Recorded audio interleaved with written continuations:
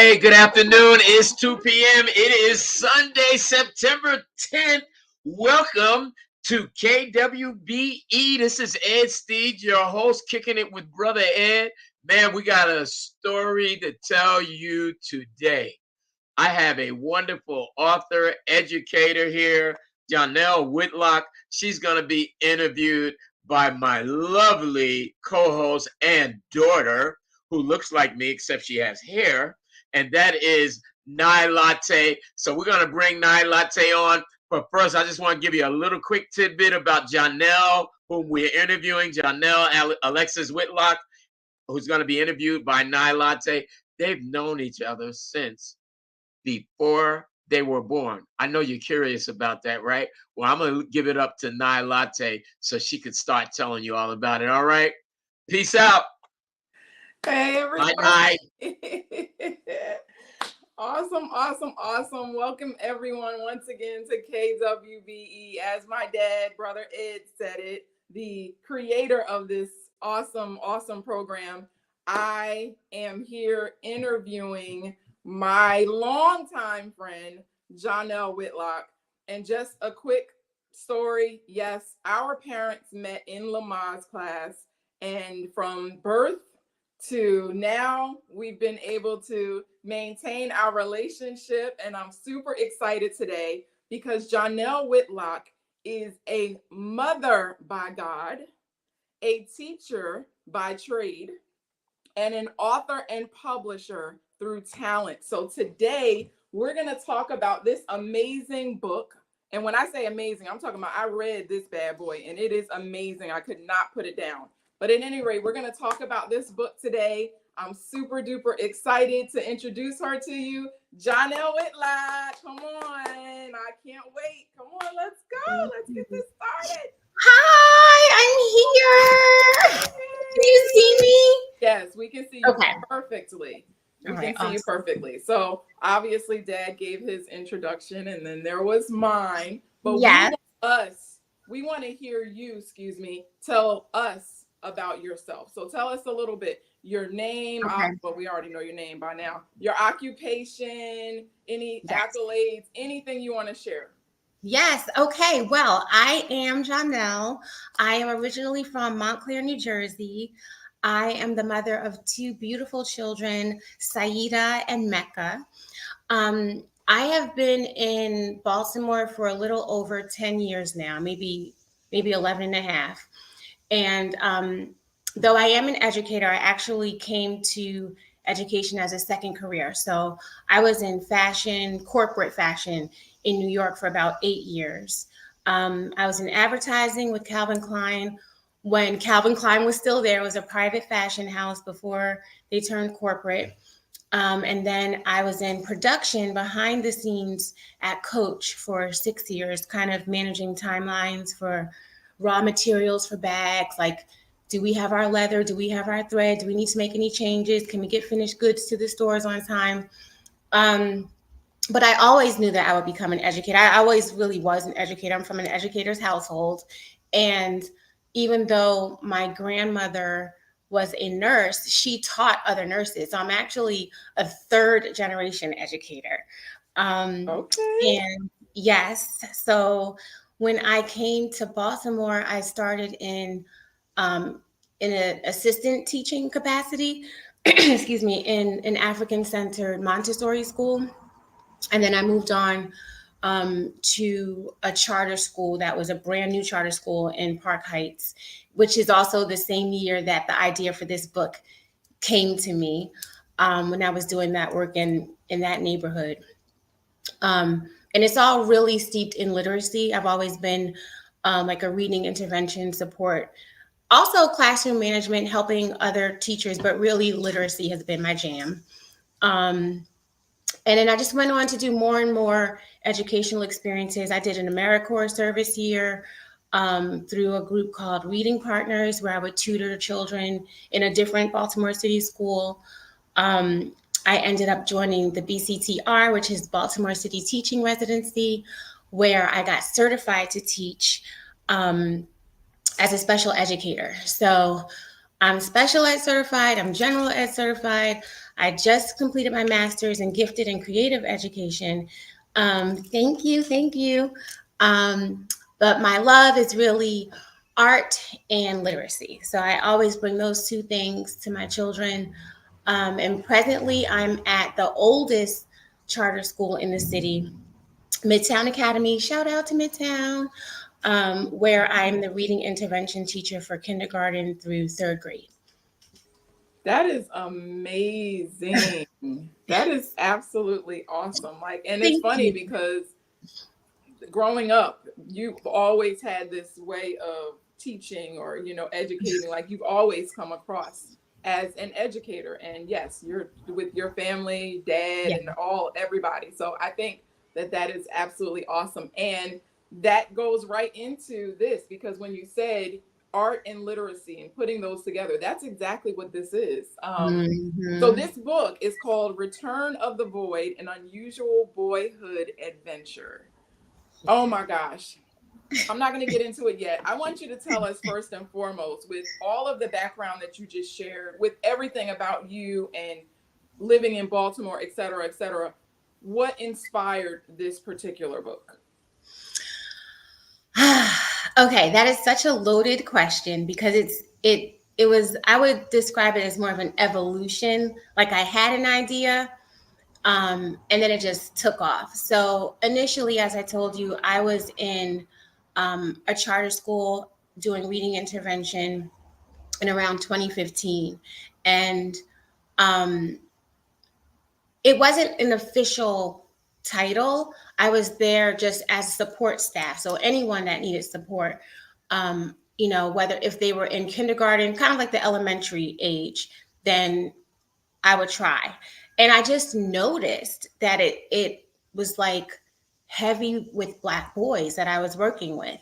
So it wasn't planned that way. I think it piqued my interest to want to know more, like, why is it happening this way?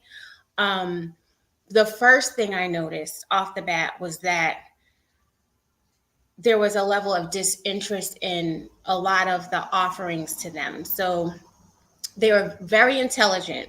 They had like all this world knowledge, all this like verbal comprehension. But when you put a book in front of them, it was like that's when you saw the shutdown. And then when you're looking at the content, it's like Susie's on the farm, like, nothing that they were interested in, nothing that seemed boy-centered, Black boy-centered, urban. It was just too much. I felt like it was just too much away from an intrinsic desire to try. Like, it's just like, I don't care. Wow. Wow. And also, it was tricky because, like I said, they were so intelligent that the content was the level that they could read on was way younger than their maturity. So, and then another thing I noticed, because 2015 was also when Freddie Gray, the whole uprising happened, when he was murdered, and it was like police brutality. There was a lot of unrest in the city. The faces in the media that were coming up, a lot of, black male, but it's like negative. So my initial thought was, how could I create a piece of literature that celebrates, Black males and Black boys, and and write about them. This is the tricky part. Write about them in a complex way on a very basic reading level. So wow, that was my initial challenge. And then I later realized that there is a term for that. It's called high interest, low reading level. So, and what helped me come up with that is because I remembered that Of Mice and Men, which is a huge American classic, was written on like a fourth grade level. So I'm like, okay, this can be done. But the more I got into it, it was becoming very, very challenging. So I don't even think, I know it didn't land in the age group that I initially was trying to target. but it's still, I think, depending on the child, can go as young as maybe like a fourth or fifth grader, all the way up to adult. I love that. So it sounds like you took this very seriously, needless to say, Yeah. because I think some people just write books like, oh, this is how I was feeling, or this is, Yeah. one day I had this fantasy and I just put it on paper and it became a book. But yours is Mm-hmm. deeper than that. Yours came with research, it came with experience, it came with a question mark. Like, I Yeah. don't understand what's happening. And once I answer that question, I'm going to put it into this book. And so I Yeah. love how you transformed it, because once again, Return of the Void and not Boyd, an Voice. unusual boyhood adventure. I'm 43 and I'm reading it like this is a page turner. Like, I'm going to bed with it. I told you the other day, I'm like about to fall asleep, but I gotta Right. read it. I gotta read it. Gotta keep reading it. It's just so awesome. It's very intriguing, very captivating. I love how you mix fantasy with reality and how you have heroes versus villains. And Yeah. it doesn't come across like I'm reading a Marvel story or I'm reading a DC Universe story. It comes across as I'm reading a story about these four boys and their leader, Mr. Sage. So you have, and let's just jump in. You have Malcolm, you have John, you have Taj, and you have Nathan. And Yes. these, at least 3 out of 4 of them, I'll say I would consider the heroes. And then Mr. Sage is like the leader of the heroes. So you always have the leader, Yes. and Yes. then you have the villain, which I don't even know. Can I say who the No. villain is? Yeah. Okay, No. we're not gonna say who the villain is. We don't want to give it away. Yes, and it's also metaphorical, but yes, it is defined as well, but it can be interpreted as a lot of different things. right. And that's what I love about it, Jonelle. And that's exactly what I wanted to jump right into, because the way you create this story, you have this deeper message. Like, for an adult, 43, and not in the 4th grade, not in the 5th grade, not whatever grade level someone might be in reading this book, I took it so much deeper, and I understood what you meant. I mean, it's historical. There's so much imagery involved. It's oh my gosh, Jonelle, like, you really created a masterpiece to me. Now, yes, again, this is not even me being the, okay, well, I mean, we've been friends for so long, so of course. Right. No, I could see you in it, like, in terms of your writing style and the way, I've always known you to be. But I also see the mindset of a historian, someone that actually knows the background of Black history and can get into it, but still show you the adventure in just being, being a Black person, but trying to survive the different waves that we go through in history. We have our ups, we have our downs. And of course, with police brutality, to your point a moment ago, that was one of the downs. But what is it that's causing all of this? And I just love Return of the Void. I just love that. Anyway, tell us what inspired the characters, because you touched on it a little bit, but what inspired your individual characters, Nathan, all of them, every last one of them? Okay, so I just want to kind of back up for a quick second, and I don't know if people know this about me, but my mother is from an urban upbringing, urban environment. She's from Brooklyn, New York, and so I always feel like I have like this split everything. Like, I've got, throughout my whole life, I've always had like two energies that I tap in and I just flow back and forth. And then my father is from a suburban town in New Jersey, Montclair, New Jersey, like I said. So I'm primarily, of course, raised in Montclair, but weekends, holidays, constantly going back.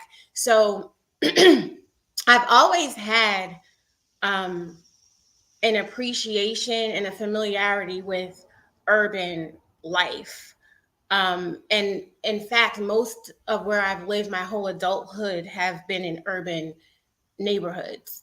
I mean, just everything from the architecture to the history to the people just has always appealed to me. But I'm not a product of a strict urban upbringing.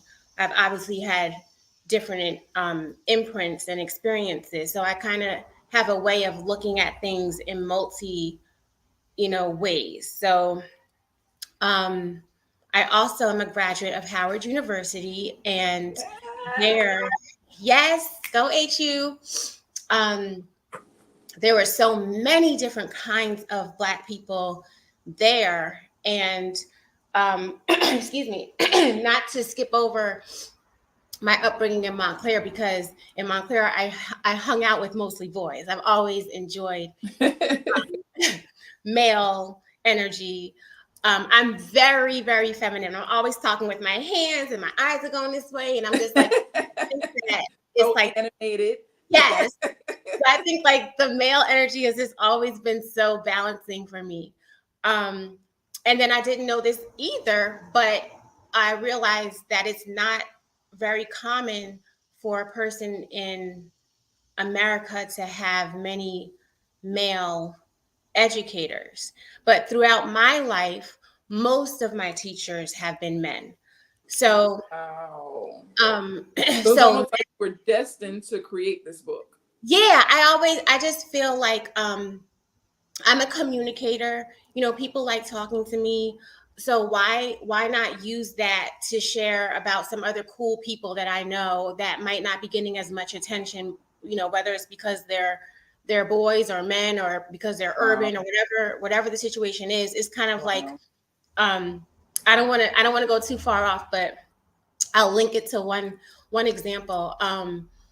My children tend to be like in their own rights, just like little shining stars growing and blossoming, and people are attracted to them. And so I was having a conversation with one of my children where I'm saying, if you find that the teacher is calling on only a few of you in the class, like, and you in particular, when you raise your hand to answer your question, then you also say, and then I saw his hand raised too. Like, oh, okay. we're together. So that's kind of how I feel. I feel like don't just, when you look at me, don't just see me, like, see the rest of my community as well. So when I was working when I was working in Park Heights, when I first got the idea to do this story, I was dealing with, the whole community was dealing with the grief of the police brutality that had happened. Mm-hmm. But then that triggered me, and I remembered Trayvon Martin, another young boy, that was murdered by someone who was like pretending to be a police authority. And he's actually making money, signing books. He's just living his best life while this boy is gone. Ridiculous. And so Taj with the glasses is actually a modified version of Trayvon Martin. So an illustrator has used his features to create a new image with that boy as the inspiration. And then the one at the top is Malcolm with the high top. He is actually based off of my best friend Serena's son, Marcus, who's just always been like a good boy and just wanted to play basketball, and just growing up being really great and brilliant, also being a dark-skinned boy, dealing with people's stigmas. And so I just wanted to shout him out and show a little bit of that storyline. John is a rendition of a very young Biggie Smalls in his he looks like it. But he is very spiritual. He represents a boy that I've come across in the city that is very, very almost lost in deep thought and misunderstood by the people who are dealing with him, because they're either interpreting it as a slowness or a disinterest. But really he's deep. Very quiet. Yes. And that, but he's observing, he's picking up things. And then Nathan is just he's not based off of an actual person. I mean, he is a person, but he is in the story an outsider. So he's representing more of the boy that is still discovering who he is. And that's why it was easier for him to kind of be consumed by this energy that's been brought to the neighborhood. Wow. Wow. So we don't see him here, but Mr. Sage is another character. He's an older man. I'm not going to give any details about him, but he's an older man that seems to be like their mentor slash big slash dad. Yes. You know, like the spiritual dad of the neighborhood, if you will, especially for these young boys. So what was your motivation or inspiration behind his character? So I wanted to highlight that the Black community does have strong male leaders. Wait, stop right there, please. I just love how deep you've gone with this. It's like, this wasn't just an adventure. This is not just, I'm going to read this and I'm going to enjoy it. It's, wow, there's so much meaning. There's such a deeper meaning, not just in the story, but behind the author. And I just love that. And that's why I had to stop and just celebrate that because I just think that's so amazing. You know, like we look at these books and we get into them. I mean, this book is almost 200 pages long and it didn't take me but this long to read it because I'm into it. I'm soaking it all in, but to hear the actual meaning and the interpretation and the thought that went into it, it's amazing to me. So thank you for that and keep going. I'm sorry. Cut you off. No, thank you. You and I have both been raised by our fathers. We know that there are Black men, and even for those of us who have not had our fathers in our homes, like I said, we have Black educators, we have Black professionals, we have Black lawyers, doctors, coaches, mentors, and so this book is just highlighting a different style of fathering. And when I was taking my coursework at Towson for gifted and creative education, I learned this term called other fathering, and I was like, oh, that's exactly what Sage is. So it's this idea that you can still be fathered, though you might not be in the house with your biological father. Someone that you trust can still drop wisdom on you and be part, like an integral part of your upbringing. So Sage is, in simple forms, Sage is that. He's a father figure. In mystical, deeper, creative storytelling forms, he is like an energy, like a light shapeshifter protector that's coming to guide them through the rage of the void this time around, because remember, it's called Return of the Void. So he's familiar with this energy. He's dealt with it before. So this time around, he's here to guide these boys through it.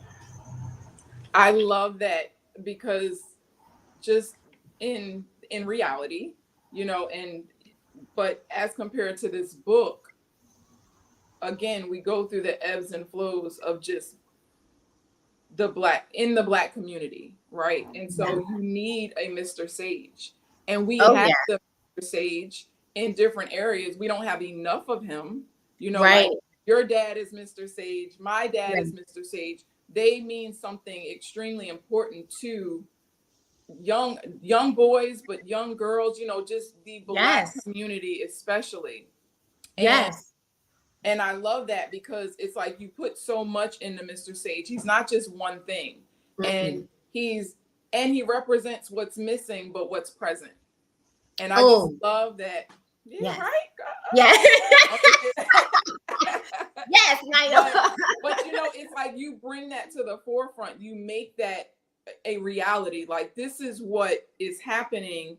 And we need to protect our boys like we see Right. here, but we also need to push them out and say, because that's what he did. That's what Mr. Sage did. He's like, I'm going to teach you, but when it's time to fight, when it's time to go to war, he was like, I'm gonna let you do it. And he just said, do it. Do it. And that's how, that's something that if you're not part of that, you know, we're women, we're not even part of it. But I mean, I might have seen it, but I'm not part of it. That's something that is a sacred connection between boy and man. And I know that I'm not a man. I'm not pretending to even be a Baltimorean or to be like this urban guru. So I know it's not perfect, but I did want to just elevate it because there's so many imperfect stories about our boys. Why not have one that's better? Maybe it's not hitting all the buttons, but at least it's better than Susie on the farm, you know, and talking about Jim Crow forever, like as if that's the only Black experience that a boy can identify with. So yeah, it's my attempt. It's from my heart. It's really not only to attract boys to reading, but to celebrate them at the same time. So, and also the reason why I did want it to be kind of a meaty read, around 200 pages, was that the spacing and the vocabulary flows in a way where you can feel accomplished. Like, wow, I'm really reading this book. Let me read something else now. That's the way I feel. Yes.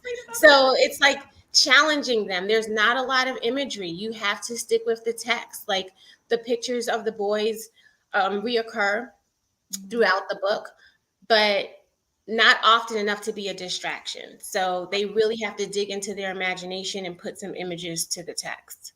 And you know, and I know we have to move forward because we only have less than 3 minutes. And I have one more question for you. But you know what I thought too was so awesome about this read is that when it was time to fight, they had a whole camp they had a community with them. Like they had a camp, but it was like a bunch of other Black men and Black boys. And I love that. It's like, we're going in to fight what's happening in the world, but we're going to do this together. And we don't see that a lot, nor especially in the media or social media. You know, we try to broadcast it here and there, but this book, this needs to be the new of Mice and Men in the classroom. This needs to be I'm just saying, even if it was college.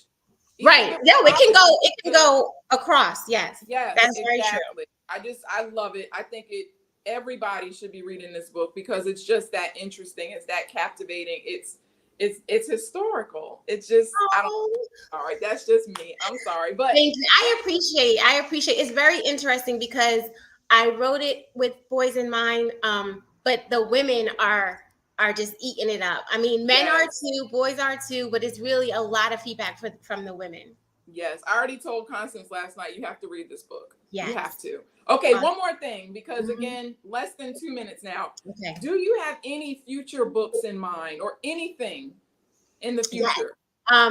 So this is actually not the first story that I've worked on. This is just the first story that I've published, but I do have a couple of children's books that, like, younger than this, picture books more so, that are baking. I have an illustrator doing some paintings right now, but I haven't yet gotten into, because I'm getting so much different feedback from this.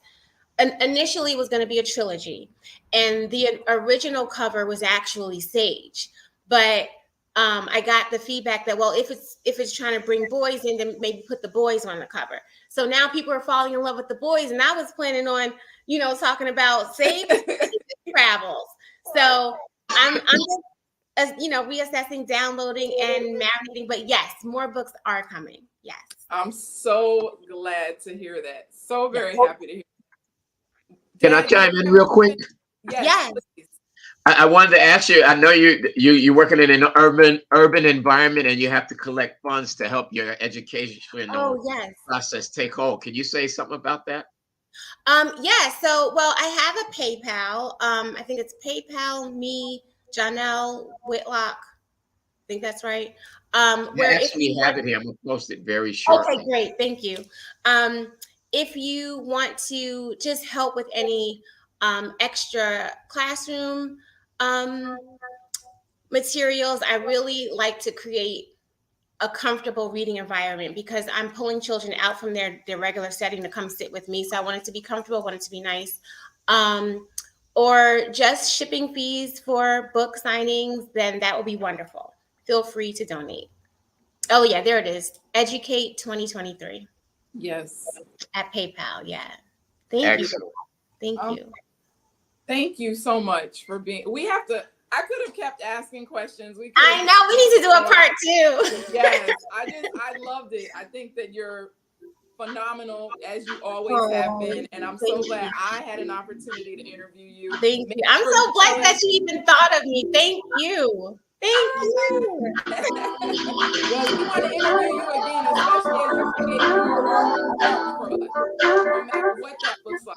But thank you, everybody, for joining. Thank you. Thank you, everyone. Kicking it with Brother Ed. Woo! Yes. Goodbye, everyone. Thank you for that awesome interview. That was awesome. Make sure you guys post your comments so you can get a copy of Return of the Void. Oh, I should have mentioned Return of the Void is available on Amazon.com and BarnesandNobles.com. I'm sorry I didn't mention that. Oh, Barnes and Nobles also. Okay. Yes. We had Amazon up there for a minute, so just remember that Barnes and Noble as well. Yeah. Let's support this young lady and get blessed in the process. Yes. Peace out, everybody. We'll see you next time. We're gonna next month. Actually, this month, September, is Prostate Awareness Month. So we got a fabulous show coming up in about 2 weeks on prostate awareness. You want all of you ladies, of course, but definitely the men to tune in because this is going to be important. We're going to feature 2 prostate cancer survivors. So stay tuned. Love you guys. All right. Love you. Thank you. Enjoy. See you. You too.